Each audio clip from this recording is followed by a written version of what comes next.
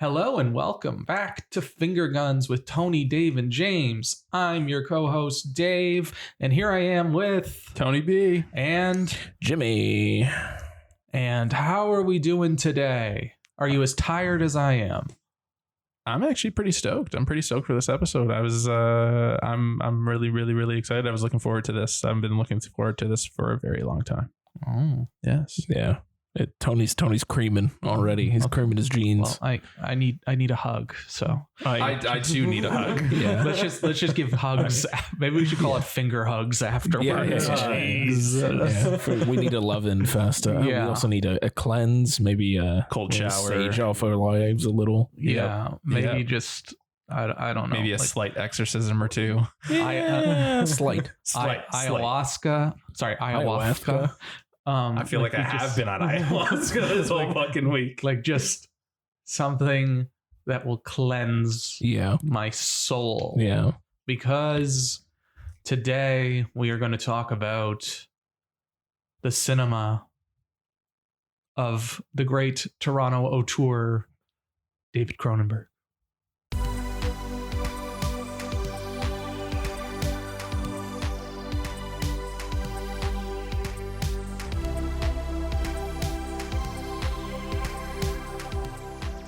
Fuck yeah. A cinematic auteur indeed. Yes, he is an auteur. And a Toronto boy. He is an auteur all to himself. He's a Toronto boy, Toronto proud. You can see the love he has for Toronto in so many of his movies, even the ones that it's not supposed to be Toronto. But I do love that there's many of them that are supposed to be Toronto. Oh, we're in Philly. No, you're not. No, you're not. That's fucking Toronto, boy. Yeah, but it's nice when it's just like there's other ones where they're actually like mentioning Toronto, and it's fun. It's fun. Yeah. So, anyways, me and Tony and I were we've been up on the cinema of David Cronenberg for quite some time. James, you're a little more new to the nuances of Mr. Cronenberg. First Cronenberg movie I ever watched. I was in high school it was 2000 I guess it would have been 2005 or 2006. The first Cronenberg movie I ever watched was A History of Violence. And I remember nothing about that movie. I know that Viggo Mortensen was in it, and that's about it. That's because you were trying to hook up with a girl. You know it. It was one of those it was 2005, 2006. Lord of the Rings was already a huge thing by then. Viggo was big by then. Yeah. And it's like, we were like, well, what movie should we rent from Blockbuster? And we saw A History of Violence. And it's like, oh, Viggo Mortensen, great. Oh, and A History of Violence. Maybe it'll be like an action thing. No. You were so... No, it was not. So wrong, buddy. I remember zero things about that movie. And then I rewatched it and I went, oh, this is pretty good. You were so wrong. So wrong, buddy. I saw that theatrically. I was very proud. I also saw that theatrically. I had to sneak into it, actually. Oh, nice. I would have taken you. Oh, well, I wasn't... Sneak into it. Yeah. What was it rated? 18A. 18A. Oh, I guess it is graphic. It's pretty vicious. I would say it's fucking vicious. It's not. It's typical. It's not even it's typical Cronenberg. It is Cronenberg through and through, buddy. Like he's not on body horror. He's not on his bullshit in that movie, but like it's fucking vicious. It's vicious. He's always like, no matter what genre he strays into, there's always very much a touch of Cronenberg. It's vicious, and there is that one scene where Viggo goes down on Maria Bello, it looks like he's eating a watermelon. So good for him. Yeah, he got in there real good. Yeah, good for him. I think he enjoyed it a little too much. Yeah, it is Maria Bello. Well, like she is a very, very beautiful woman. Yeah. Well, that ties into other things, but that I want to talk about Cronenberg in general, but we'll get to that. Watermelons? Yes. Like a Gallagher type thing? You know it. Just fruits. And his love of fruit. So this is going to be all Cronenberg all the time. Yeah, it's an oops all Cronenberg episode. Yeah. So if you unintentionally oops all Cronenberg episode. So if you are not down with David Cronenberg, you probably should stop listening. Just skip it. You should either skip this one, we give you permission, or you should listen and maybe discover something new. Learn a thing or two. Discover something new. Yeah, before we get into the main thrust of the podcast. So much thrusting into Let's Cronenberg. Thrusting right into Daddy Cronenberg. Daddy Cronenberg. Yeah, Daddy. Okay, that was creepy as fuck. That's way too Tony, creepy. why did you do that? That's way too creepy. I want to give a quick shout out. I want to give a quick shout out to the subject of one of the documentaries that we watched over hot dogs. The, I guess, titular subject from Bernie Langell Wants to Know What Happened to Bernie Langell. So it's Bernie Langell, right? Yeah, it's Bernie Langell. That's the titular subject. Titular subject in this case, yeah. Who nicely and graciously reached out to us on Facebook after listening to our review and answered a whole bunch of questions for us. Oh yeah, definitely. Yeah, you don't usually get that where the interview subject reaches out to you and physically answers every question that you had about the film. Yeah, it was like a mini review of our review of his subject matter documentary. Yeah, it was super cool hearing his thoughts on our episode and providing feedback of some of the things that we were questioning during the documentary. Yeah, it was really nice and really appreciated. Yeah, we all had a good. It brought a lot of joy to my day to know that he appreciated us watching it and that he was laughing along with us. Yes, thank you, Bernie. Thank you, Bernie. Yeah, really appreciate big ups and thanks to Bernie, new friend of the podcast. We will call him from here on out. Yes, absolutely, excellent. Yeah. So we spent a while watching Cronenberg movies that kind of just started with Dave and I were going to see the premiere of Crimes of the Future. Then Tony was North American premiere. Yeah, you know it. And Tony was seeing it a little bit later, but I think it just this wasn't planned. No, we just started watching Cronenberg movies and then we just forgot to stop. Yeah, that's pretty accurate. Yeah, I'd say so. Yeah, I should have had an adult tell me to stop. Yeah. At some point, someone should have intervened. You just can't stop, man. He's got a very interesting body of work. Yes. And I would say no distinct. Yeah. No two movie is the same. They're all very different. Yeah. For me, it started with, as I said, the only Cronenberg movie I'd ever seen was A History of Violence. And I was like, there's a lot. Well, until this year, because I watched The Brood. Ooh, The Brood. I just watched that for the first time. Which is fantastic. But that was my second Cronenberg movie ever. And I was like, fuck, there's so many more that I haven't seen that are just all I hear is that they're all-timers, the best. It's great. I just fell down the rabbit hole and started watching. Attaboy. That's what I like to hear. Yeah. Yeah. So do we want to do a best may worst, but all Cronenberg? Absolutely. I guess. Before we do, I just want to mention, at least we space these ones out. The one time me, Tony, and a few friends, shout out to Mike Laidman of Burnt Popcorn, friend of the podcast. We had a Cronenberg marathon for a day. A day. Oh no. Of David Cronenberg. A day with David Cronenberg. We watched back to back, all of these back to back. We started with Scanners, and then we moved into Videodrome, and then we watched The Fly, and then we watched Naked Lunch. Nice. And then we finished with Existence. Good God. Yeah. Good for you guys. That's a hell of a fucking day. It was a journey. That's a trip. It was a journey. It was a journey. Did you take a cold shower after? You were there. I know what I did after. We probably just held each other. I screamed into a pillow for a bit.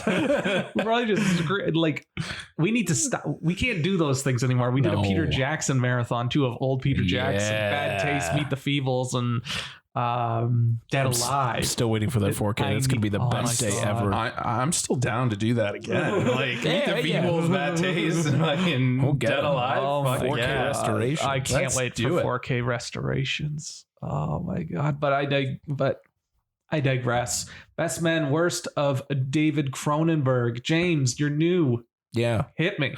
So this one's tough for me. It was hard for me to pick a meh because I liked so many of them. So I'm having trouble with Matt as well. Do you guys want to just skip the Matt and just talk about best and worst? We can. I put one down for Meh, but it was basically it became the least of my best. Like it was just like what I liked the least in the best category, which when you're talking Cronenberg, they're all good They are in very, some way. well. They're not all good. There's a lot of very good films there that are like hard to find a middle of the road Cronenberg. Well, you also have to be into what he's putting down. Yeah. If you're not down, then you're not going to find best. Yeah. It's all going to be bad. Anyways, So best? hit me with the best. Out of all of them, and I watched a lot. Yeah. It took me a bit to come around to it, but I think my best is The Fly. Ooh, I Jeff really Goldblum. liked it. I liked all the practical makeup work that was done for Jeff. I liked the fact that we saw the little fucking miniature of The Fly? The Fly, or Brundlefly. Brundlefly, yes, Brundlefly. Was that one? Because now I'm blanking. I guess I could look at the photo that I have. Was that Brundlefly plus Time Machine or No. teleporter? No, it was just Brundlefly. Yeah. So seeing the little miniature of Brundlefly, but then just the entire movie, I liked that it had a very clear through line. It was just like this guy built a teleporter, a fly got in there, shit goes south. Like it's not too complicated. We don't really have any loose ends. Very simple premise. Straight down the road. It's interesting because it's a remake, because the original Fly is more like the Simpsons take on it, where he has a head, where his head is on the fly, right? Yeah, so it's an interesting turn, and I think it's one of his most normal. Yeah, because it's I'd not say that. like it's still about freaky body horror, but at the same time, it's not completely out there. I think it's more. I think I think it's one of his scariest films that you can actually like.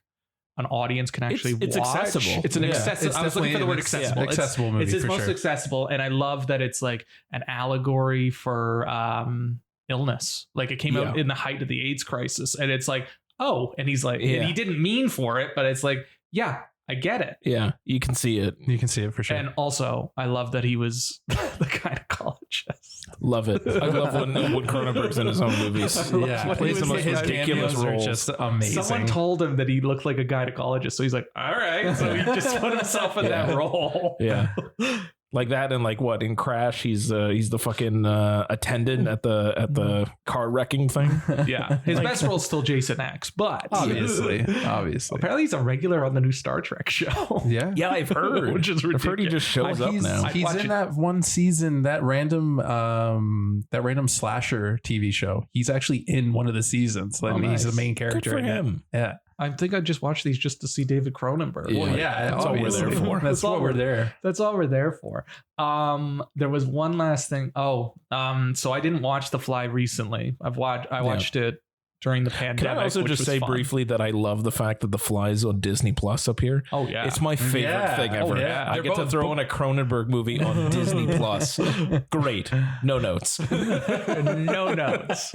I was just gonna say I caught a little bit of it because I think Crave is running just Cronenberg movies right there. Yeah. And I had it on, and I had it on mute because I was like, Alyssa's not gonna want to watch this, but I'll watch it for a little bit. And we were just talking, it was just on in the background, and she's like, why does he have all this gymnastics equipment in his apartment?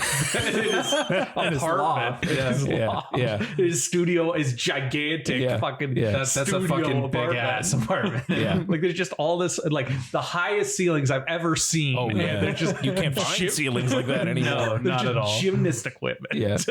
Hey, she's like, what the hell is he doing? I was like, well, this is the one time he's not banging Gina Davis. Yeah, exactly. He's got to work out. Got to stay strong, man. I love the Gold Man. Yeah, he's so good in it. I would say that's one of my favorite Goldblum performances for sure. It's like a top 3, mainly because even top 2. It like fits his energy right, like for the kind of performance and character that they were going for. Like it fits with Jeff Goldblum. It's not like, oh, it's just Jeff Goldblum being. It's like, oh yeah, you believe him as this weird business end of science of like farming out all these parts to put together to make a teleporter, and like just to get over his fear of heights, I guess, or traveling. So but like his bumbling energy and like his Jeff Goldblumisms, Exactly. They let him play the piano for a bit. Great. And he's naked through most Yeah, of the movie. And he's Fantastic. absolutely gorgeous, Yeah. man.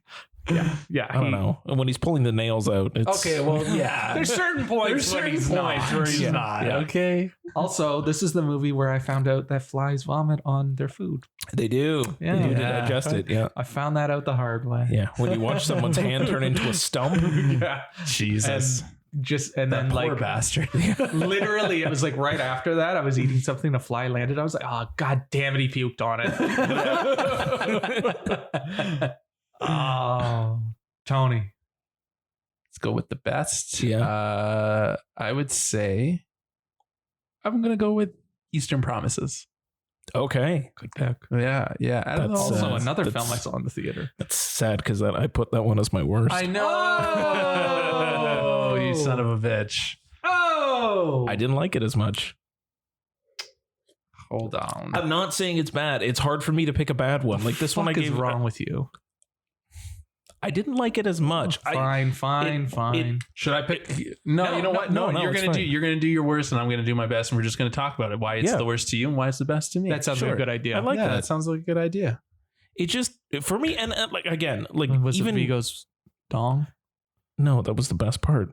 Yeah. Obviously the best part. Okay, can I just say when we were watching, I was watching it Yeah. with my wife, and Melissa's like, "Oh my god, he is so gorgeous," and we're all Yeah. like Google, like just like so Yeah, he's flopping at fucking the. ripped in that He movie. is, he is something else. Yeah. Like he is a force to be reckoned with, and he is. Yeah. She's going on how amazing and how beautiful he is. I was like, if you think he's beautiful now, you wait. You just wait. Yeah. And she ended up falling asleep, as you do, because she gets tired, and she woke up right at the best part, Right at the sauna part. right at the sauna Yeah. part, and I was like, hey Mel, if you think he's gorgeous now, you wait. Just seeing his dong fly away, he's getting like fucking like Fly knifed. away. It's Knifed. just flopping in the Just wind. flopping around. Yeah. His fruit basket is just there, like literally Yeah. spotlight on his fruit basket. And she was horrified. She was absolutely horrified. But that scene is like an all-timer. Like when Yeah, you're I talking agree. about all-time fight scenes, like Yep. that is up there for sure. Well, yeah, it's intense, and it's probably the most non-sexual nudity I've ever seen Yeah. in a film. Yeah. Just because it's just there. Yeah. It. So, I liked it, but it was a peaks and valleys movie for me. There was moments that I was like, "Oh yeah, I'm really into this," and then for the rest of it, I was just kind of like, I just didn't care. Really? Like it didn't. Vincent I didn't Cassell, care.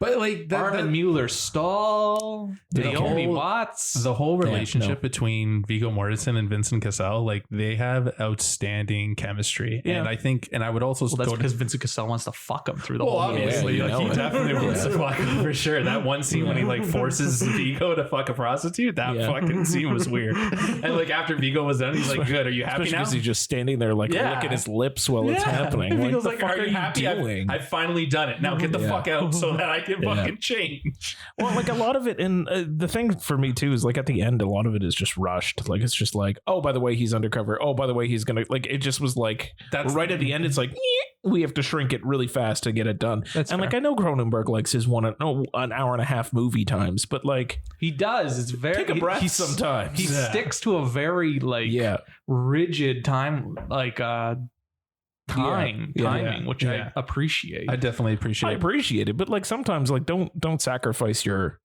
script for sticking to an hour and a half. Like you could have It's fair. let it breathe a little bit more.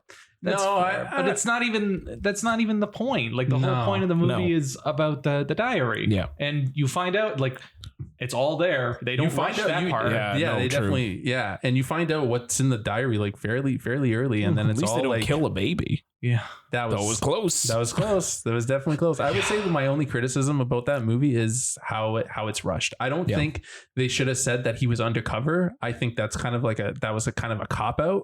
Yeah. I think that he should have just stayed. It's like the only way he could be a good guy is if he was an undercover. They were trying to like humanize Vigo and be like, he's this very violent man, but there's a reason why he's so violent, kind of thing. Well, they needed something. They definitely needed something. And he's also in way too deep. Oh yeah, he's in way too deep, man. In over his head. When you saw his what is it, his handler, and he was like, "We're pulling you out." He's like, "Yeah," but like, look at his tattoo. He was like, "I'm about to be the leader of this fucking family. Yeah, fuck you, I'm not leaving," kind of thing. Like, it is. I think it's probably his best work.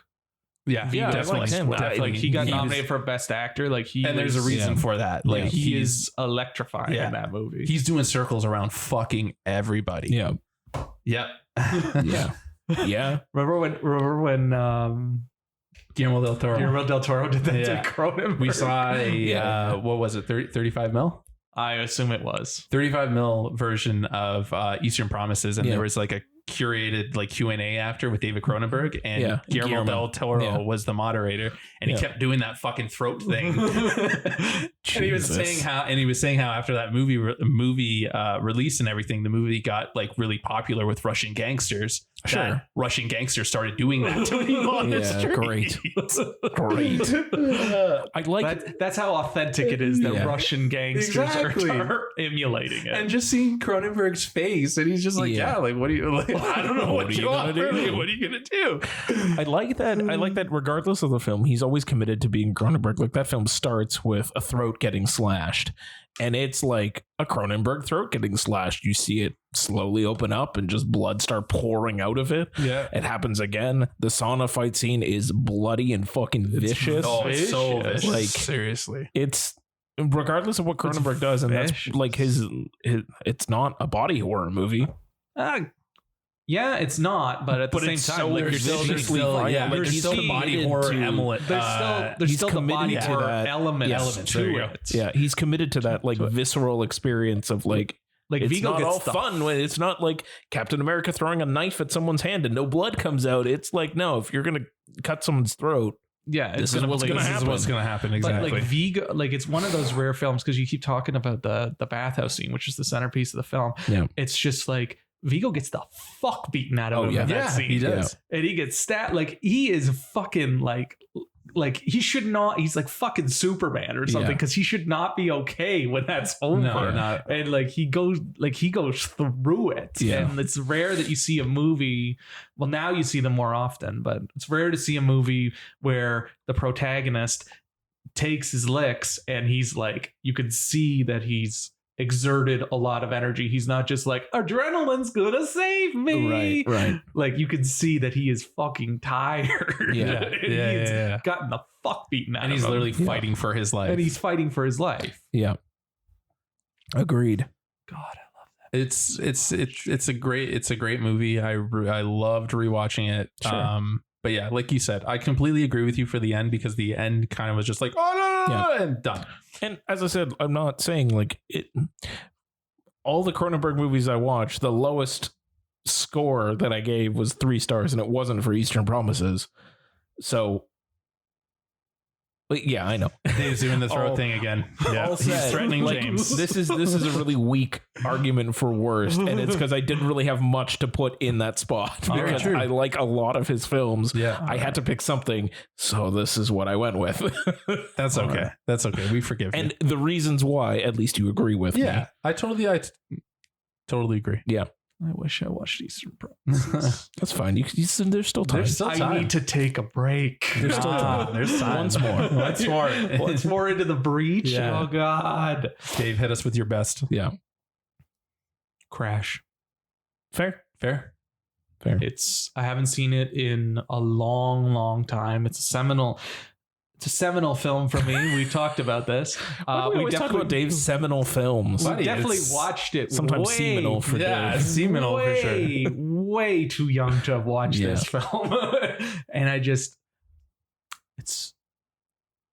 it's not that it's sexual. It's just very precise, very cold. Like he knows what he wants to get. It's a very horny movie. It's a very horny movie, and like it's very gender fluid. Yeah, because like everybody's sex fucking, positive. everybody's fucking everything. Everybody's having a good time, and everybody's fucking every orifice, even if you're making new orifices. You figure it out. And it's just it is still brutal, and it is still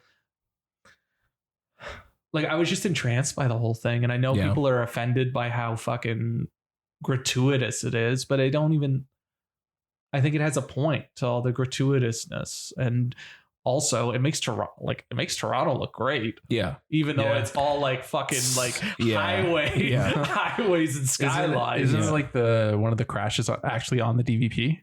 There's one on the DVP. There's one on the Gardner. Oh my god! The car graveyard's underneath the Gardner. The car graveyard's under the Gardner. Their house or their apartment overlooks the 401. Yeah, I knew that.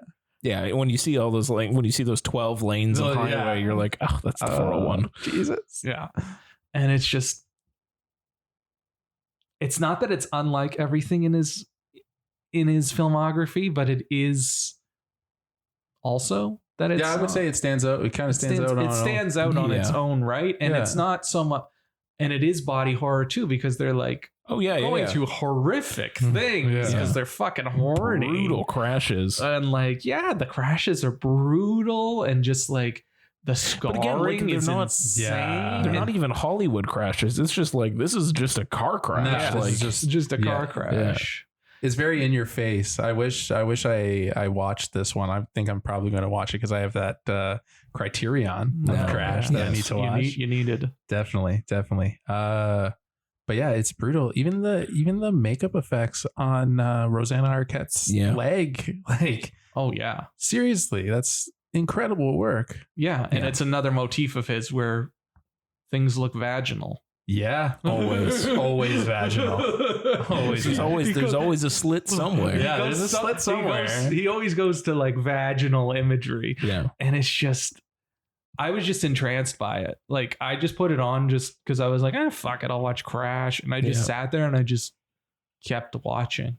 And like they had to invent a new category at Cannes because they wanted to give it like some people wanted to give it the Palme d'Or, but like Francis Ford Coppola was like, absolutely the fuck not. So apparently him and Cronenberg have beef, but it's just, hey man, Cronenberg's not for everybody. It's heavy, and it definitely I needed to watch it as an adult to get not even like. Again, it's it is an accessible film, but it's also very pornographic and very like I can see where all the controversy comes from. But and the thing that I like about Cronenberg films in general, just speaking on best, is that no matter what one I've seen, it always just lets me like after I finished, I'm not just like sitting there like, oh yeah, that was straightforward. I get it. It's like I got to think about it a little bit. And it's like layers. I was telling this to somebody. He's the kind of filmmaker where his movies have layers, right? And every time you see it from a different perspective, and you're just like, holy shit, okay, yeah, I'm starting to see what the fuck he means, right? Yeah. And so one of the things that he said in the Q&A that we were at on Monday, was that like he's not ever specifically putting meaning into his work. Like he's not out there with an agenda or a motive. Yeah. His thing is just like, which is nice that he can outright say that. Yeah. So that we don't have people decades from now doing it like they do Kubrick, where they're like, it's an allusion to this, it's all this, and Kubrick would have just been like, I'm just a perfectionist who just likes what I like because I'm fucking weird. Yeah, like that's basically what Cronenberg was like. He was just like, I don't like. I don't specifically go out to make a movie that is a specific statement. It's basically just, I had this thought or this dream or this idea in my head that like I couldn't get out of my head. So I just took you along with me on this. Like I had this horrifying image in my head. So I fucking put it on paper and made a movie about it. Like it's just that. It's just like, hey, welcome to like whatever's happening in Cronenberg's head at the time. What? Who hurt him? I don't know. Seriously, like I don't know. His movies are fucking bleak, man. I just wish that man could get a hug from somebody. That's true too. They're none of them have a happy ending. None of them. And they're also, you were saying that they're all like rigid timeline, but they also don't really like, it's like a whole story. Yeah. Which again is not something that anybody does anymore. It's always it's like all self-contained. It's everyone. All of his films are self-contained, even though Eastern Promises was supposed to get a sequel, but it's still self-contained. It could. I would love to see a sequel. But you don't need to. You like, don't need on it. its No, own. I'm like, that's fine. Eastern. I'm not waiting It's for. been 15 years. They can just move on. We're good. I wasn't waiting for the mid-credits sting in Eastern Promises for Eastern Promises 2. Yeah. Electric Boogaloo. Or like Crash. I'm not waiting for Crash 2. We're okay. Am. At this point, I am. Or The Fly 2. There was a sequel to Fly 2, but he didn't do it. No. Well, then there's no point. That's not a sequel. It was about the sun. It's fucking weird. Oh, God. It's a weird one. It's not very good, but the effects are incredible. Okay. What they do with the effects are nutty. Okay. Because can't he like transform into the fly and transform back? Yeah, I think like so. he doesn't fall apart like like Brundlefly does, but like he can transform and like he does wacky shit as the Fly. It's more of like an action movie. Yeah. Less horror. They lean more into like the action than they do the horror. Oh, okay. One. Yeah. He's a superhero. Yeah. He's the Fly. Something like the that. Fly. Yeah. I think it's on Disney Plus too. It should be on Disney Plus. Like that, Jimmy. If you want to watch, watch it. But yeah, like that's a good best. That's a good best pick. I really admired it this time, and I look forward to watching it again. Good. At some point in my life. Wait a couple years after a couple of cold showers. Yeah. Jimmy, hit us with your meh. I don't have a meh. You don't have a meh. No. All right. So it's just we're gonna go to your worst. Yeah, go to your worst. What about my meh? I have a meh. Hit us with your fine. meh. You got a meh. Go ahead. Give us a meh. So I went for a first time watch for this one, and my meh is a little film from the 70s called Fast Company. You watch Fast Company? I watched Fast Company. Good for you, I buddy. didn't even realize that was a Cronenberg movie.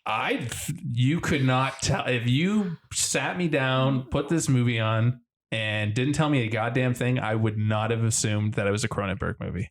Does it have all of his tropes and his... there is a one. I picked one Cronenberg trope, and it literally was the blueprint for Crash. Oh yeah, all right. all right. Even he wrote, like, he adapted a novel for Crash. That's someone else's work. Yeah. But when I saw it, Fast Company is a racing movie.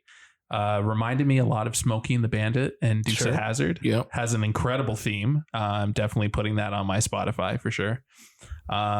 It's your standard run of the mill, like you got these good old boys, they're racing for an oil tycoon. Sure. The boys like to win, oil tycoon only likes to sell his oil. Right. The oil company is the one sponsoring the car.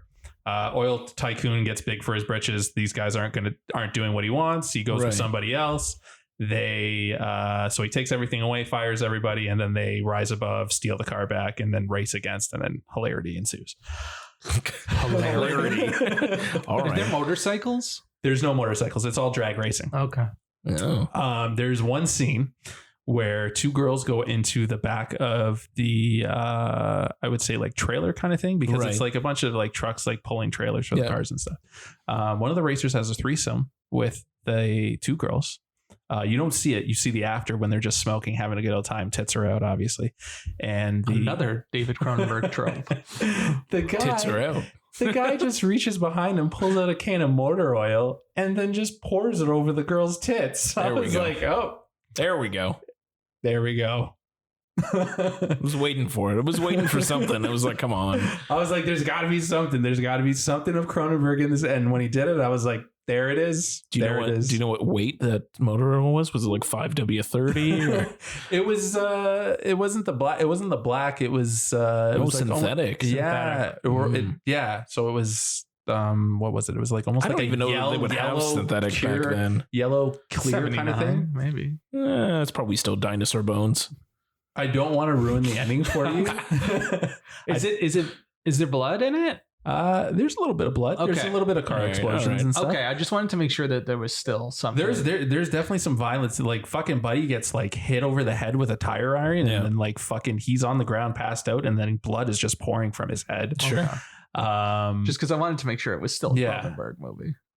You guys got to seek this one out. Okay. All right. Just for the ending, because the ending there's a lot of questions and a lot of just like, hey, we saved the day, everything's all good, but everything is not. Everything was not all good. When you're thinking about it, you're like, I'm calling shenanigans on that. Calling shenanigans. Because there's a few things that needed to happen, or a few things that should have happened if that happened in reality. Right. But they like wrap it up in a cute little bow. It's probably the only movie that has a happy ending in a Cronenberg movie. But you said that's not even happy. It was his least bleak, Dave. Happy. It was the least bleak. The least bleak. Least bleak. All right. At that point, someone did give him a hug, and then they stopped hugging him after that. But it was. It was after his divorce, man. He definitely needed. He made the brood about his divorce. He needed a hug. Oh, boy. Seriously. But it was enjoyable. It's not. I wouldn't say it's like best Cronenberg, but I enjoyed it for the most part. But yeah, it's not one of his best. I thought there was motorcycles in it, but it must just be the racing and the cars, because I know he has a thing for, he has a love for cars, and that's when people ask him why he made this movie, it was because he has a thing for cars and he loves cars, right? Yeah. And racing cars and that kind of thing. Yeah, so that makes sense. That checks out. Yeah. Yeah, again, no other ulterior motive, just I like cars. That's fair. This is what I was thinking about. Threesomes, motor oils, and cars. That's fair. And the good old boys. And the good old boys and oil tycoons. Yeah, very Dukes of Hazzard. Yeah. Seriously. That's all I was thinking about. And Smokey and the Bandit. Did they did the horn play the Dukes of Hazzard? No, they didn't get the horn. No. I don't really have a meh. The one I like the least was Shivers, but I don't want to call it a meh because I think there's some great blueprint or great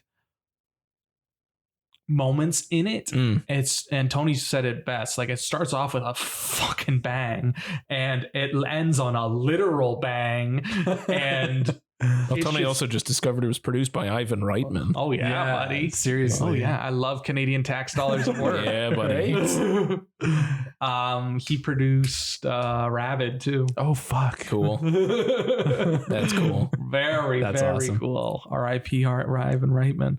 But so I want to just jump to the worst. Tony, I know you're going to agree with me on this. Fucking Cosmopolis. Oh, you're going with Cosmopolis. I thought you would go with Maps. I was going to talk about Cosmopolis. Did you watch Maps? I did not watch Maps. Fine, then I'll just talk about. My worst was definitely Cosmopolis, but if you want to talk about it, that's fine. My second worst was Maps to the Stars.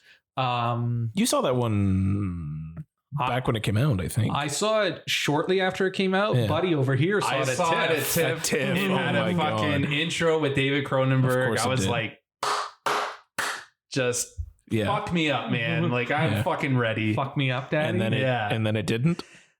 It did, but it's not the greatest. It's not. It's overwritten. Oh, okay. Like, it's a lot of inside baseball, Hollywood talk, satire. Like, it's very satirical, and it's just, there's so much going on. There's like a whole incest thing going on. There's a lot of incest and a lot of like abuse and trauma.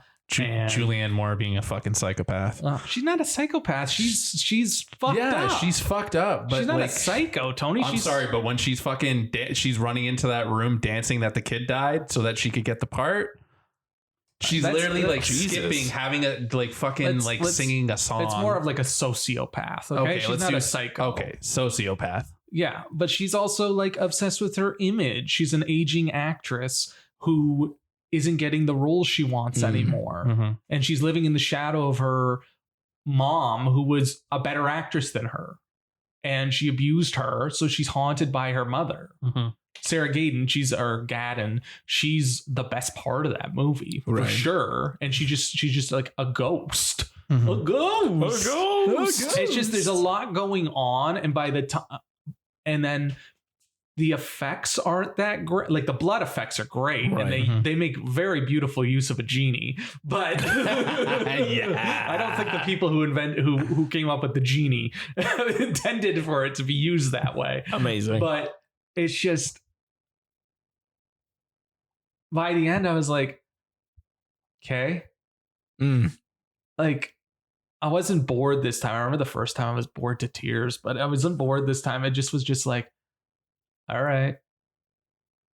Cool. It's done now. Yeah. The problem that with that movie is like no one is likable. Like, everyone's a piece of shit. And even the ones who are appearing to be good are still a piece of shit. Right. So it's hard. There's no one to latch on to. There's no one to latch on to. You're just waiting for shit to happen. Right. Right. Yeah. And it's just like, it makes Hollywood look Hollywood looks beautiful in it. Yeah, definitely. It's just. Oh, sorry. It's actual Hollywood and not part Toronto.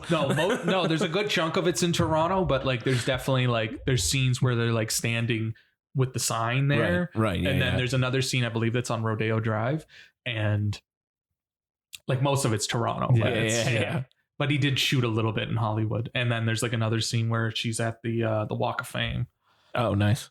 So Canada's Walk of Fame. No, it's definitely not. But I would have loved to have seen like the shooting day there, because it's like it's Mia Wachowska and Robert Pattinson. Like I could just see like the crowd that would have been like, oh, I want to see that's all on the Walk of Fame today. And like, no, you got to keep walking. Pattinson's here. Don't stop. Keep moving. But yeah, I don't want to say it's a meh. I liked it more, but I'm not a big fan of it at all. I would like to rewatch it. I think I've only seen it. I've only seen it once. And fun fact about that movie, I did the return when they were returning all the gear after the shoot was done. I did the return. Nice. Yeah. You might have touched a cable that Cronenberg also may have touched. May have. Who knows? I remember it was the grip. Cronenberg doesn't get his hands on the cords. Come on. That's true. I did the grip return, and I was asking like the grips like stories and stuff, and they shared stories of the shoot and stuff, and it was pretty wild. Nice. Robert Pattinson's a weird guy. Yeah. Yeah. He's a weird guy. I feel like he would be. Yeah. And that's have you seen his body of work? Yeah. Good on him for going to the lengths he does to get out of that. We've all seen High Life. That's true. Jesus Christ, High Life. High Life is fuck box. Not enough fuck box. Never enough fuck box. Tony, hit us with Cosmopolis. Well, with that being said about Robert Pattinson being weird, it's a perfect segue into Cosmopolis. Just round two of our Pattinson Cronenberg. I literally think that he's a fucking alien in this movie. Yeah. Like he is not human at all. Wonderful. And like his prostate is asymmetrical. His prostate is asymmetrical. What? Yeah. He says it multiple times. He says it multiple times. And literally, like, he gets a fucking, he gets a prostate exam in the middle of his limo. Lovely. Which is like the best limo ever. Like, can we just agree? Like, the that limo is very cool. And he has like a little toilet thing so they can like literally just cool. Most of the movie is in that limo, and like it's very confined space. Yeah. You could see most of part of that budget went to designing that fucking limo. Nice. And it's just a bad movie. Oh. I don't, and maybe it's because I don't understand it, because maybe it's just going over my head. It took me 6 times to finish this fucking movie. Because it's just so dragged out. It's just so long, and it's literally just. Is it only an hour and a half? No, it's not. Hour 40. Hour 40. That's lengthy. But it's just Robert Pattinson droning on and on. And there's a fucking pastry assassin. Oh, yeah. The pastry assassin. So this pastry assassin, it's literally just this guy who goes up to people, like random celebrities, and just pies them in the face. That's it? That's it. That's not like an acid-filled pie. No, it's just a pie in the face. And he does it for clout, and they take pictures. And it's like he does it for the fame kind of thing. And he said in the movie, he says he gives up pieing the president so that he could pie Robert Pattinson. Yeah, because he's the head of this big company, big banking thing, and like he like loses all his money during the day because he's trying to bet on the yuan. Yeah, and just. And it literally, the whole movie is about him in the limo going, and there's a riot in the city, right? And he's trying to get across town so that he can get a haircut. Yeah. While his whole world is falling apart. Right. Yeah. And so like the pie in the face is supposed to put him back on top. It's just one of the episodic moments. Yeah. Oh. It's all taken in like episodes, which is weird because like the cast is stacked with top-notch performers, but they like all have like a segment where they're talking back and forth with him about capitalism and about banking and about life and about how much he wants to fuck the one girl, like with Sarah Gadon. Yeah. And just she has never looked better than she does in this movie. Well, don't forget about Emily. What's her name? Stevie from Schitt's Creek. Oh, Emily Hampshire.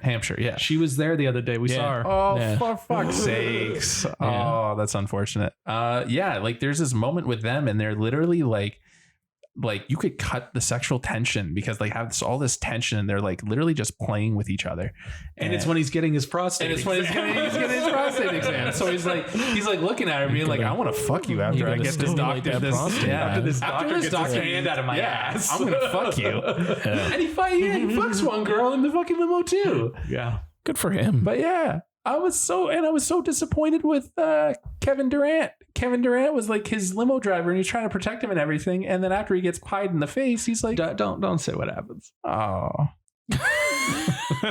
he gets shot in the face. He literally just gets shot in the face. But Jesus. like, literally, he just gets shot in the face. Yeah. And literally, like there's kids playing at a basketball court and he just shoots the guy in the face.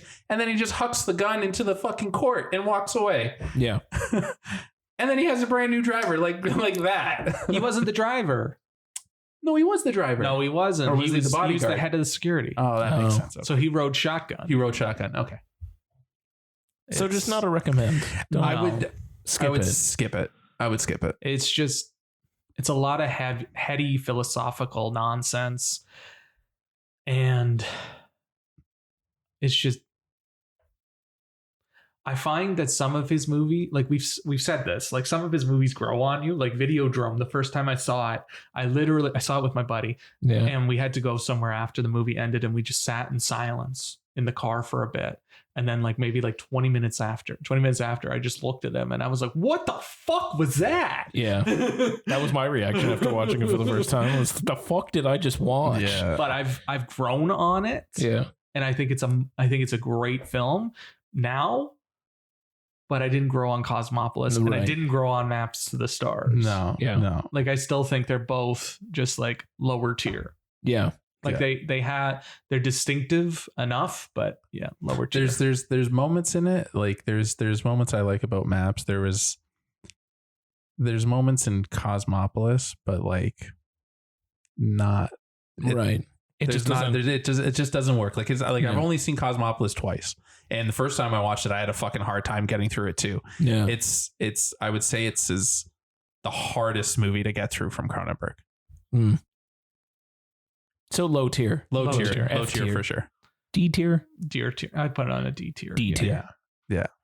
That's fair. No, which is disappointing, right? Because for a guy who's got a lot of bangers, it's okay. Yeah. You're allowed to have one or two are not great. Yeah. 1 or 3, I don't know. It's just kind of shitty that they're all coming now and not earlier. Yeah. So that leads us directly into our main topic, even though this entire thing is Cronenberg. So we're just going to continually talk about Cronenberg, but let's talk about Crimes of the Future. Oh, yes. The new Cronenberg. That premiered. He's back, baby. He's back. And he he's never still left. fucking weird. And he's... he never left. He's still there. He's always been here. He's still Cronenberg. What did you guys think of the movie? I've liked it more since. In the moment, I wasn't a big fan, but I've liked it more since we've seen it.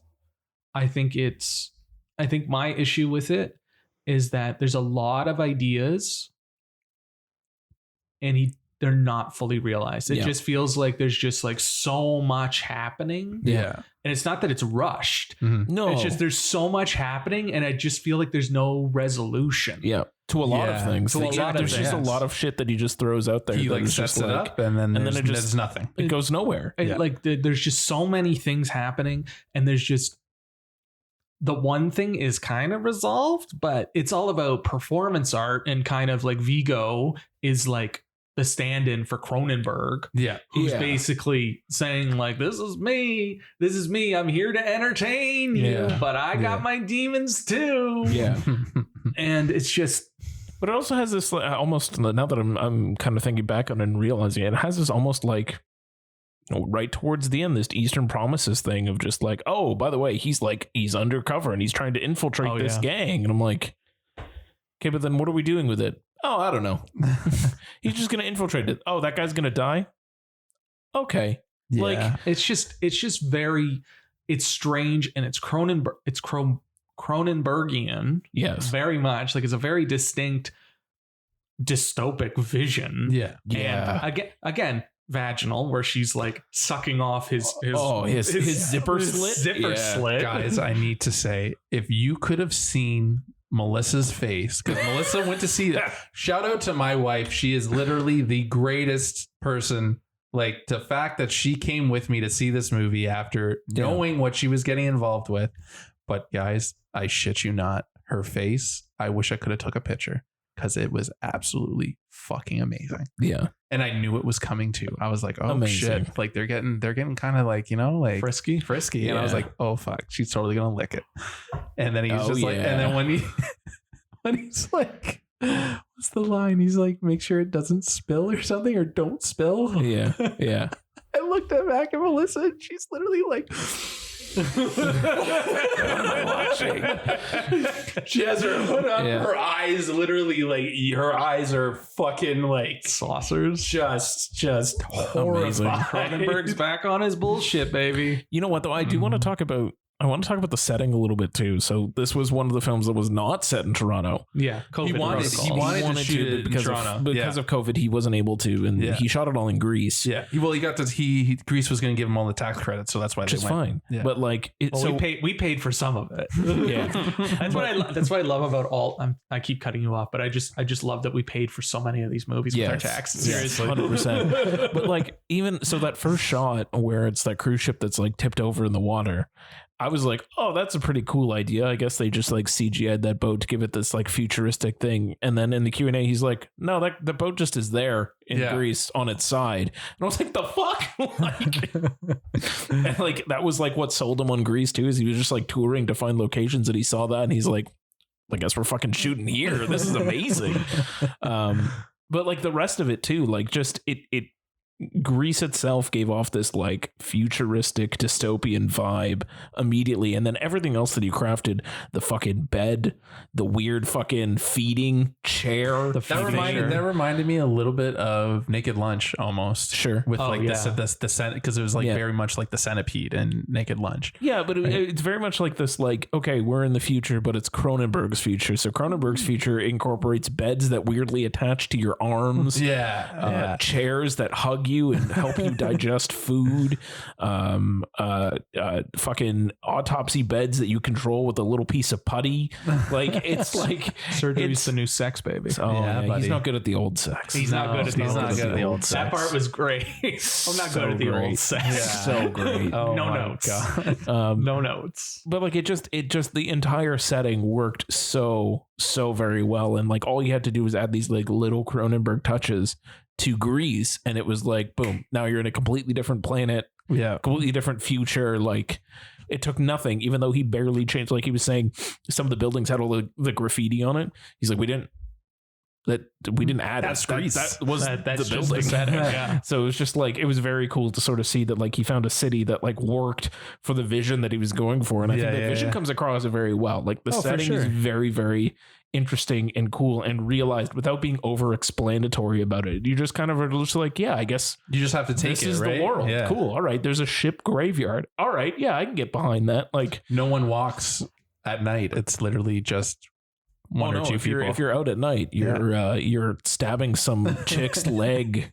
Yeah, well, that's pain doesn't exist anymore. Yeah. That's a cool concept. It's a fucked up thing to think about, right? That's a cool concept. Yeah. And when they're having sex, but they're just like slicing into each other, that's cool. That's an interesting concept. Yeah, and that plays on like what happens in Videodrome. Yeah, like he's playing on that again, and he's playing on Crash again. Yeah, and I just think he introduces too many ideas and too many characters. Yeah, the plot gets too complicated. It's not that it's not overcomplicated. It's just he doesn't. It's too much. It's too much. It's not complicated. It's just too much of it. Too much happening. Yeah.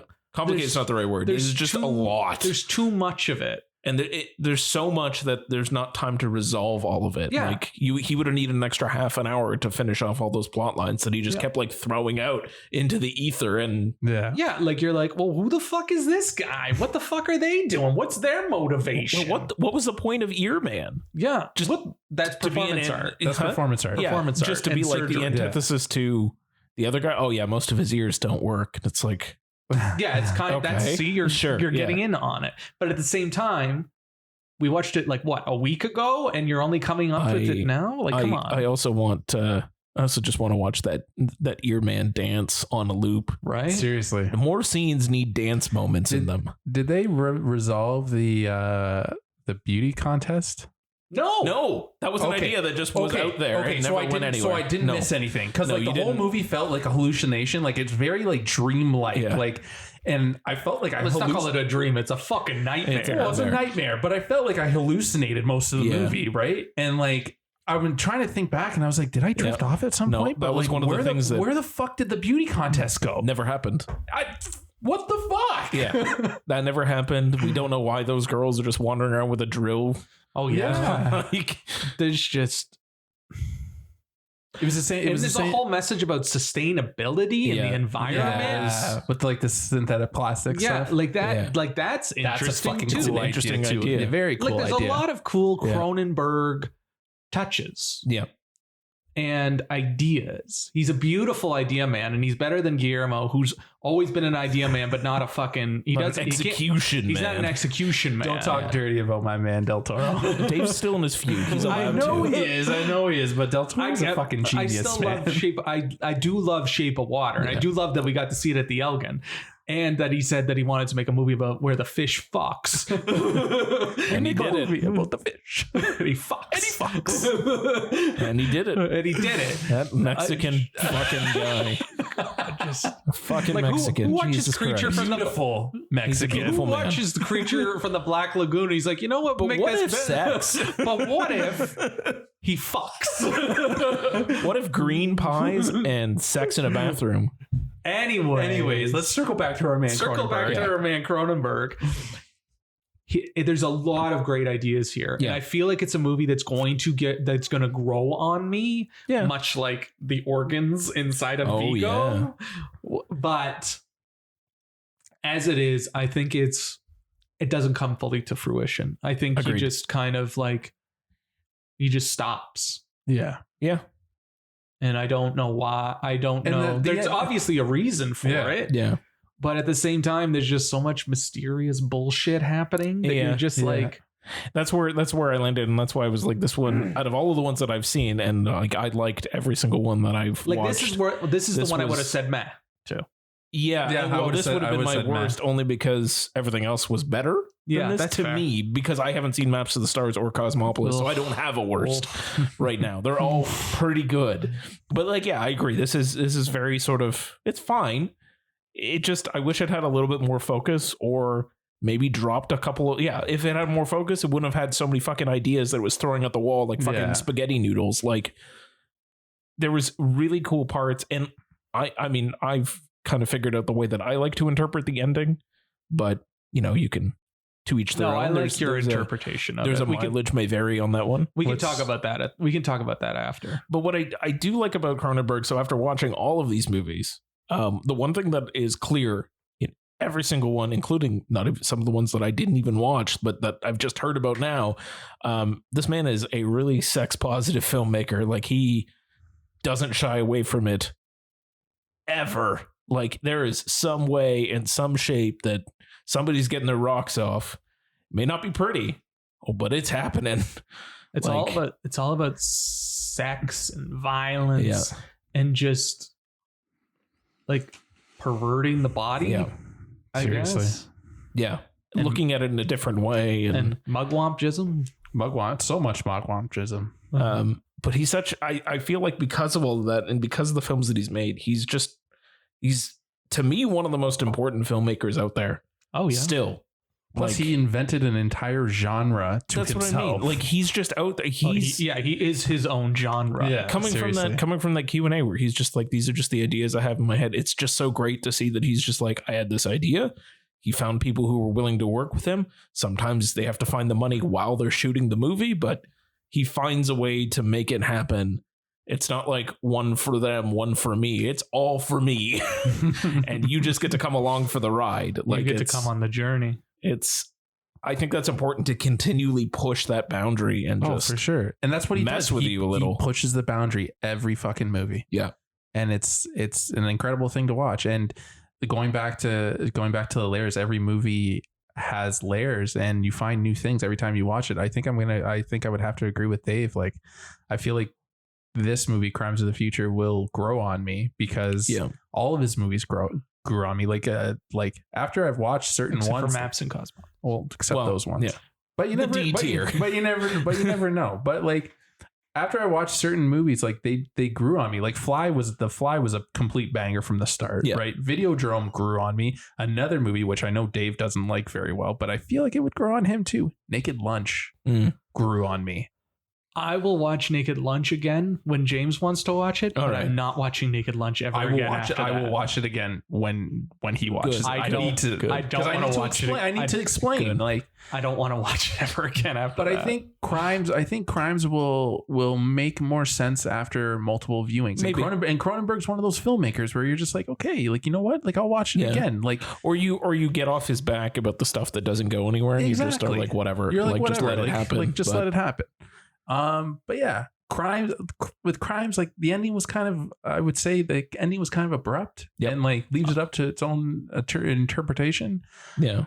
It is very abrupt. Yeah. But and like, I feel like I just blinked and then all of a sudden it was like directed by, I'm like, what? Yeah. Wait, what? Like, that's it? Yeah. Like, it sets it up. I was like, okay, this is the end type thing. But I was just, it's like, yeah. But what about this? And this? And this? Yeah. Well, yeah, you still have all those unanswered questions. They're never going to be answered. His use of practical effects has always been chef's kiss, top notch. Like, he's constantly and still, like, even in Crimes of the Future, there's still really good practical work happening in there. Like, he's not just like, we can just green screen. He's never been a guy to lean. Put your fucking green suit on. We'll do the rest. Yeah. Like. He's never been a guy to lean heavily into CGI. Like, it's always been practical. Yeah. Right. And when he does lean into CGI, it looks like ass. Well, it looks like absolute ass. Yeah. But it's because he doesn't care. And obviously the money's not going towards the CGI. The money's going towards the fucking practical stuff. There's not all that much money to begin with. Yeah, exactly. No one's giving fucking David Cronenberg $100 million to do something. I wish they did. I want to see what that looks like. His movies aren't going to make that. Yeah. Unless he makes something commercial enough, like The Fly again. Mm-hmm. Yeah, and even commercial enough, like The Fly again, like in quotes for that. Like that works, but only because that is his most accessible film, which is saying something, because that movie is fucked. What did you guys think of Kristen Stewart? I was literally about to talk about her. I thought she was great. She was amazing. Yeah. I thought she was really good. She stole, like, every time she appeared on screen, she was great. She stole the show. She's still Kristen Stewart. Yeah. It's just Kristen Stewart. There's not like that's the same performance she's been given, like, just knocking it out. Like, she's just Kristen. She doesn't do anything different. She's just always like, you know, take this performance, put a British accent on it, and she's Diana again. Like, it's this, but I like it's just her cadence and like the way that she acts. But she's still dialed into those characters, right? 100%. Like that little squirrel voice that she does, and she's just like so, like, you know, she's quirky, and like when she's like coming on to Vigo, like it's so like yeah. It's a metaphor for sex. Yeah, of course it is. We get it. We get it. Well, we saw it. You did not need to spell that one out for us, buddy. We know. We know they're getting the rocks off to a weird autopsy.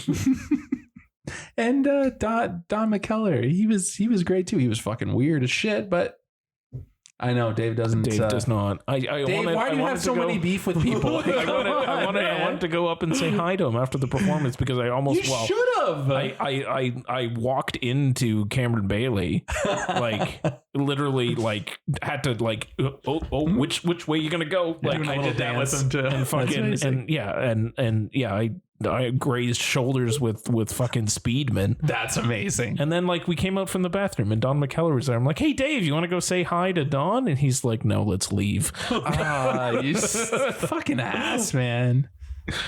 He was fine. He rubs Dave the wrong way. I really want to see Last Night. I hear Last Night is very, very good, and I really want to see it.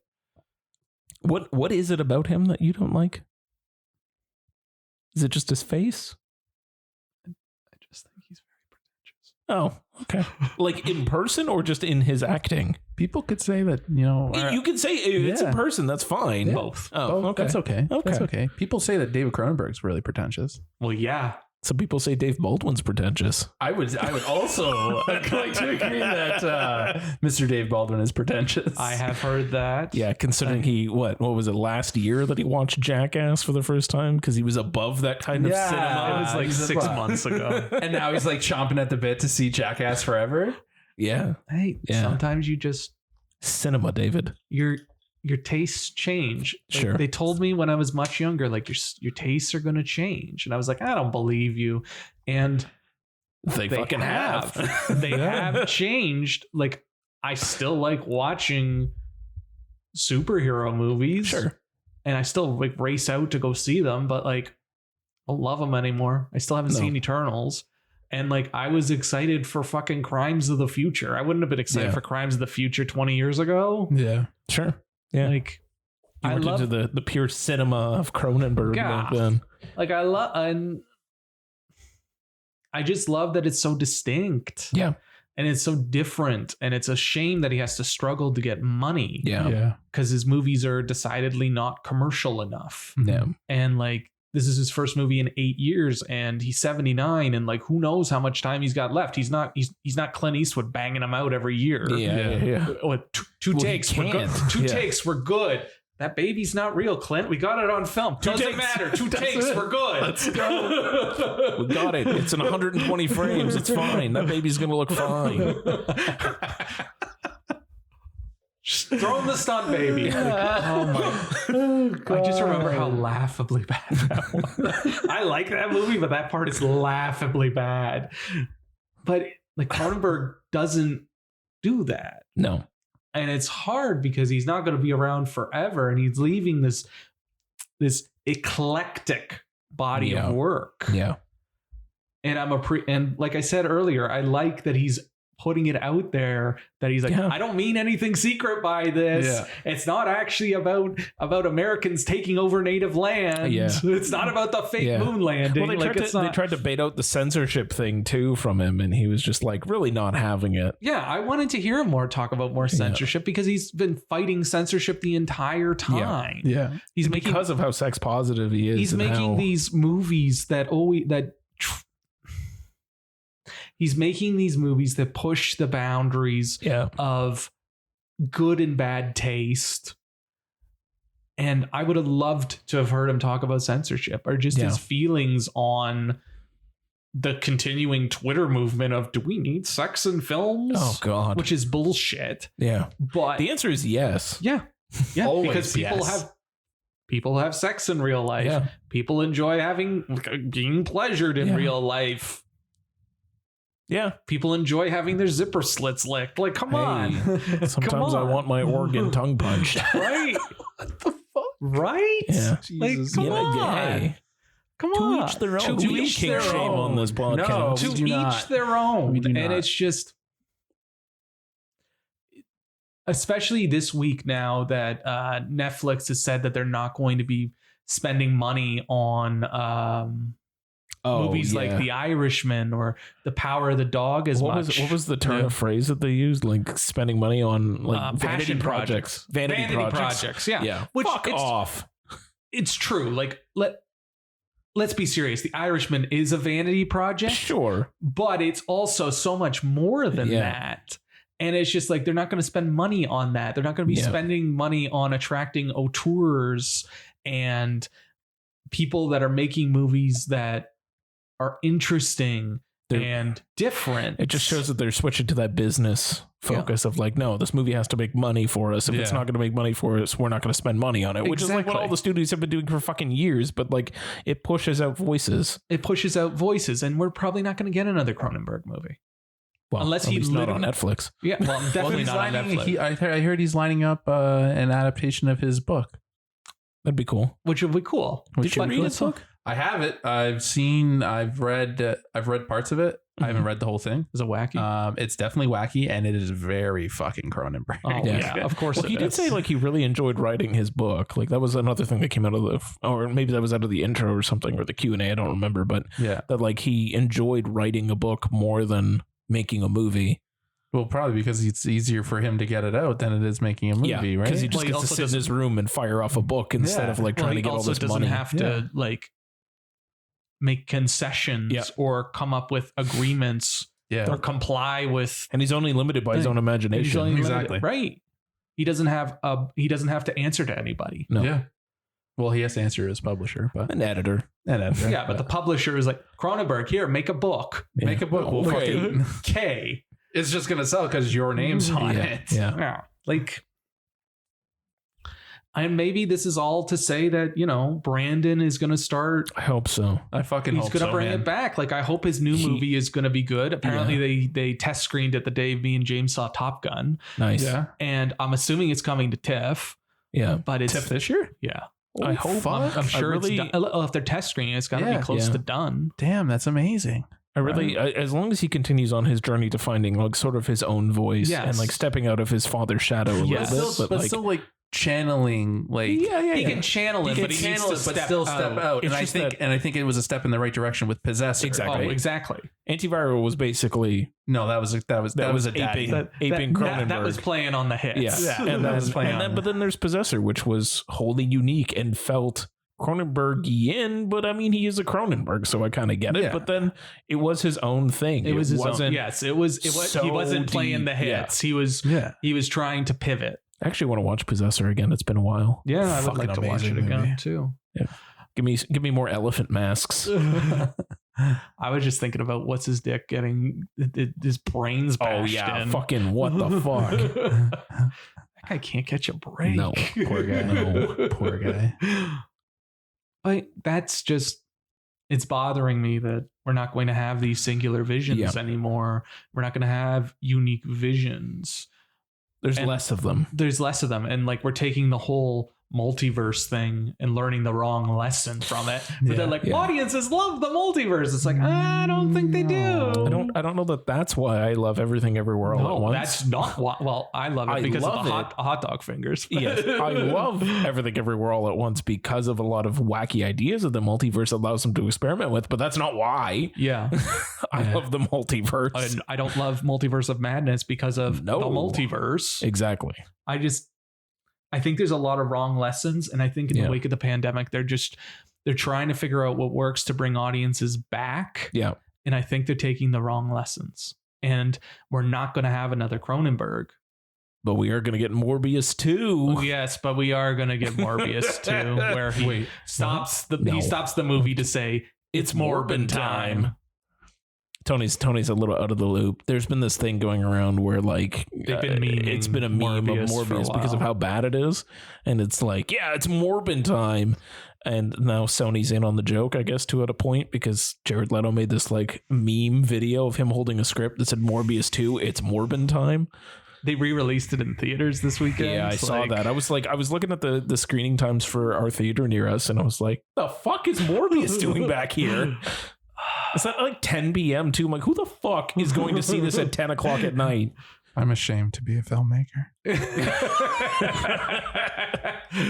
Cue the Curb your enthusiasm music. Seriously. Yeah. I'll insert it there for Tony right after he says that. I'm ashamed. Oh. But like, it's sad. It's sad. And like going through like the filmmakers who influenced me and influenced the work, like Cronenberg's at the top, and like guys like Del Toro and John Carpenter, like John Carpenter hasn't made a movie in a long time. Exactly, but like his scores are great though. Yep. His scores are great. His movies are great. Like these are the kind of filmmakers that aren't like the new generation are not going to be these kind of guys, and these kind of guys. See what the Daniels can whip up. We got the Daniels, we got Eggers, we got Astor. Even Eggers, man, that recent news where he was like, "Oh, I'm gonna have to like reassess how I make my movies," and it's like, man, come on, yeah, seriously. Like The Northman wasn't my favorite cup of tea, but that's just because Eggers isn't my favorite cup of filmmaker. But I still appreciate what he's doing. Yeah, he's making fucking different things, and like it fucking makes my blood boil because like these kind of guys, they're making their own stories, they're making their own voices, they're distinct. You can fucking say, okay, that is an Ari Aster movie, that is a Robert Eggers movie, that is a Cronenberg movie. There's not many filmmakers like that anymore. And it's sad. And they're not, and these are the filmmakers that are scratching and fucking trying to get money to just anything, like anything to make a mid-range fucking movie. Yeah. Right. There's sort of that death of the mid-range budget. Yeah. I think it's more disturbing that you said these guys, because there's still no. I'm not holding it against you. There needs to be room for women. Yeah, and like Greta Gerwig is the poster child for this, and she has to make fucking Barbie so that she can have. She could do something else. Exactly. She has to do the one for them so she can make her movies. Yeah. She can't go out like Cronenberg and just like find a way to make it because no one's giving her the money. No one's going to give her the money. Who's the other one? That the up and comer? Promising Young Woman. Oh, Emerald Fennell. She's another one. She's got one coming out for Prime that I'm really excited for. I'm hoping that she can get some stuff going on because Promising Young Woman was a fucking hell of a debut. Yeah. And Chloe Zhao got stuck with fucking Eternals. Yeah.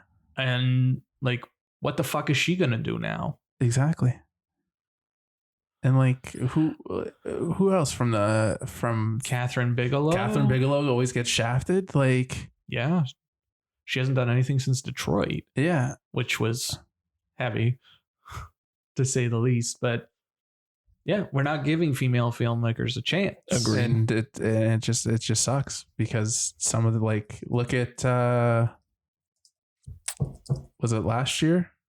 With the female, wasn't it? Was it two females who were nominated for best director? Yes, for the 2020 Oscars. Yeah. Like why are we at 2020 and that's It's just I just don't. It's still nice that they had two in a row that were female filmmakers. Fantastic for sure. But like I just don't. I'm still mad at Jane Campion for shitting on Kevin Costner. Yeah, seriously. Oh, that was dramatic. Fuck you. Fuck you. We're trying to honor you, and you're fucking. Well, I'm still mad at her for that, but I still admire her for getting the awards. I just don't like where cinema's headed. Yeah. But to wrap this up, are we a recommend or a meh or a don't go see this for Crimes of the Future? I want to say recommend just because like go see it. I'm a light recommend because it's definitely niche and it's definitely not going to be for everyone, but it's unique enough that it's not going to be like anything else you see this summer for sure. No. If you're down for a wild ride, go see it. It's worth it. I'd say if you're a fan of Cronenberg, definitely seek it out. If you're kind of like puzzled and be like, who's this David Cronenberg guy? Definitely don't start with this movie. Don't start here. Start with The Fly. Yeah, start with The Fly. Work your way up to this. You'll understand if you're going to be into it if you see The Fly. Yeah. But to piggyback off what Dave said, if you want to break from all this IP bullshit and superhero nonsense, definitely seek this one out because it's definitely not going to be something you will ever see. Or soon forget. Yeah. This one will definitely stick in your mind for a hell of a time. Always good for that. Searing an image into your head. Seriously, and never unseeing a fucking image. I'm pretty sure The Brood scarred me for life. Yeah, I don't blame you. Such a good movie. I just scarred. Yeah. But yeah, late recommend for sure. It's not for everybody, but yeah. Challenge yourself. Get on out there. Yeah. Support a Toronto man. Support Canadian cinema. Yes. Shot in Greece. Our Our tax dollars still paid Still for into it. it. Still produced in into it. Canada. Yeah, you in the throat thing. Davis. Down. Yeah, like calm down, Doc. I've done it to my mother-in-law too. I love it. So Eastern Promises was another one you didn't shoot in Toronto. That one was definitely in London. Yeah, Yeah. But it was a co-production between Canada and England. Yeah, of course. And just like this one, it's a co-production between Canada and Greece. Yeah. Well, he didn't shoot History of Violence in Toronto either, but he shot it in the surrounding area. Yeah. It was in Ontario. Yeah, it was in Ontario. And then, for sure. when he went to Philadelphia, yeah. he went to Toronto, but that's fine. Yeah. I loved, what's that diner you like? The Lakeview? The Lakeview. It's in Cosmopolis. Nice. Yeah. Made me smile. They're definitely having pie. Yeah. Oh, you got to have a slice. Gotta have a slice. Whether you're Guillermo del Toro or David Cronenberg, you got to go in for a slice of pie at the Lakeview. It's true. Except in The Shape of Water, it was green and off-putting. What? Anyways. Cinema. Anyway, our final segment as always. And I don't think Dave brought a show and tell, although I kind of wish he did because You we got son a of a sneak bitch. preview of it. But Dave's New Blues, what are we talking about? Today, we're going to talk about the limited edition Second Sight Films edition, Sure. I guess. Release? Second Sight Films release of Drive. Oh, man. So, wait, how many copies of this movie do you own now? 3. Fucking Christ. He FaceTimed us when he got it in the mail just so he could boast a little bit of how beautiful this fucking edition looks. And it is beautiful. It is very beautiful. I was excited and I wanted you guys to share in my We excitement. appreciate it. I'm not. That's a gorgeous box set. It's a gorgeous box set. It's limited. I don't know how limited it is, but it's I had to import this one from the UK again. Loving those. Why does the UK get all these fun releases? I know. They always get the great ones, and it's a piss off because I don't have a region free player. So it's great that I have the 4Ks now that are all regions, but I would have bought so many other things if I had region. It's funny that you say that about Drive too, because the copy of the soundtrack that I have, my limited edition Drive vinyl, is also from the UK. Of course it is. That I imported from the UK. Of course it That's is. amazing. Of course it is. But it's beautiful. It has a copy of the book. Oh, nice. Which I'm really excited to read. It has, I think it's like 250 pages of essays on it, on the film. Look out, James. And Essays. And it has storyboards, which are very cool to see. Yeah. And just a lot of explorations about the film. Yeah. There's art cards. I don't know what the whole thing with art cards is, but they're kind of fun. Yeah. They're kind of fun. And it's the film on 4K, remastered, beautiful, Dolby Atmos, Dolby Vision. Beautiful. I found out that Nicholas Winding Refn, if that's how you say his name, he's colorblind. Oh, which is interesting. That is considering very the movie is so neon. Yeah. Those are the only colors you can see. He's another fucking auteur that like isn't making movies. Yeah, seriously. You're right. And still want to see that fucking series he did. Miles Teller. Yeah. On Prime. I want to see it too. Yeah. That was good. And just like it sounds great. I watched the opening scene and it looks incredible. It sounds incredible. That soundtrack is an all-timer. Oh, yeah. Did you know Real Hero is about The Miracle on the Hudson, Sully? Yeah. I didn't know that. I was listening to the lyrics. Like, I found out it was, and then I listened to the lyrics. And I was like, oh, yeah. Okay. Oh, I guess. I guess. I'll take it. All right. Also, I don't know if you guys have seen Drive in a while, but fucking Carey Mulligan, Bryan Cranston, Ron Perlman, Christina Hendricks, Oscar Isaac. Like, you're still missing my boy. Oh, Albert Brooks. There we go. I was waiting. Albert Brooks. All-timer from Albert Brooks. Yeah. Just... And Albert Brooks playing like a menacing guy. He should have gotten nominated. Yeah. What the fuck? Like Ron Perlman was like over the top, like, oh, this guy's a gangster wearing fucking track leisure suits. But like Albert Brooks, man, underrated in that movie. So underrated in that movie. So good. It's his best work. Yeah. Best work. Yeah. He's so good in that movie. Cranston's great. Everybody's great in that movie. It's incredible. Everybody. And the Goss. Including what's his fucking... What was Oscar Isaac's character name? Oh, Zero? No. No, it's something stupid. You guys can keep talking. Negative? I don't know. It's something dumb. Something dumb. You keep talking. It's I'll figure out what it is. Fuck. For you. It's like on the tip of my tongue too, because one of the titles of the soundtrack is like, it's his stupid fucking name. Is it Standard? Standard, yeah. Standard. Yeah. Fucking what the fuck? Yeah. But like Standard Gabriel. Yeah. This is credited name. But everything about that movie, like it, like the whole beginning is incredible. That getaway is in, and that's how it starts. Yeah.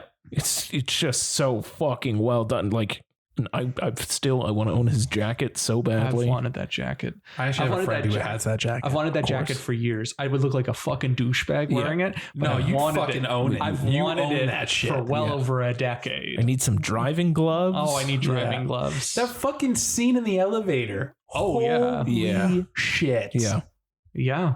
And the fact that, Ryan Gosling says like 10 words in the entire script. Amazing. And he doesn't have a name. Nope. He's just the driver. Just the driver. You don't need a name. It's true. And him with that At least hammer, it's less goofy than the protagonist. Yes, it is less goofy than the protagonist. Protagonist? Yeah, Tenant. That was his character name. Yeah. Jesus. Yeah. He even refers to himself in the third person at one point. Of course he does.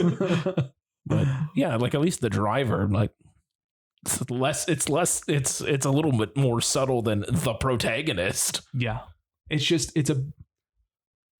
It's an incredible film. It's a great, it's an art film. Yeah, for sure. Like it's another film that's decidedly not mainstream. And I know they got sued because the trailer made it look like a Fast and Furious movie, which it wasn't. It is not. But it's probably my second favorite film of the last decade. I love it. It's so good. It's hypnotic. It's intoxicating. It's cinema. It just sucks you in and it just doesn't let you go. It doesn't give you enough time to like fall out of love with it. Yeah. I need to watch it again so bad. Yeah. Yep. In 4K. Oh, yes, that is my new blue for the week. Love it. I'm very excited it finally came in. Me too. I'm excited for you. Yes. I'll bring it over so we can watch it. I'll bring it over so we can watch it in Dolby. Yeah. Atmos. Yeah. You know it. We need those ceiling channels. It's true. That sounded incredible on my speakers, and I don't have a good system. Yeah. So I know it's going to sound better. Oh, it's going to sound better. Now it's good. Wonderful. So, wrapping everything up. In a cute little bow. Yeah. Well, I enjoyed this trip around the sun with Cronenberg. Yes. Always. I hope you all enjoyed listening and that you seek out the cinema, the Cronenbergian cinema. Yes. And see something unique. Also, I didn't mention this at all, but Howard Shore scored. Has he scored all of his movies? He didn't do the Dead Zone, and because I was pretty sure like every movie that I watched was like music by Howard Shore. He started around Brood and Rabid, because I don't think he did Shivers, but yeah, incredible, so good, so good, so good. Always a good score, and it's just like it seems like Howard Shore knows exactly what he needs to do for Cronenberg, and just he understands. He's a guy who understands the assignment. Yeah, for sure. Yes. But thanks for coming on this journey. Yeah. Do you guys have anything else you wanna add? Seek out David Cronenberg, man. He's got a fantastic body of work, and it's definitely not going to be like anything you have ever seen or will ever see again. Yeah, we'll be back in 2 weeks though. Yeah. And make sure in the meantime you try to see Top Gun. Yeah. And, while you still can. And while you still can in IMAX. And yeah, we're gonna sign off now and hug each other and probably take a cold shower. Take a group cold shower. Yeah, just cry in the shower. Yes. Well, Dave's gonna cry. I'm just gonna let the water wash and cleanse you. Cleanse me of whatever the fuck. I'll be in there with the brush and the soap scrubbing your back for you. I appreciate that. Thank you, James. I got you. I got you. You're so lovely. Well, we need hugs. We need so much hugs. So many hugs. So many hugs. So thanks for listening. I'm Dave. I'm Tony B. I'm James. Stop doing the throat thing. Yo, fuck you, bro.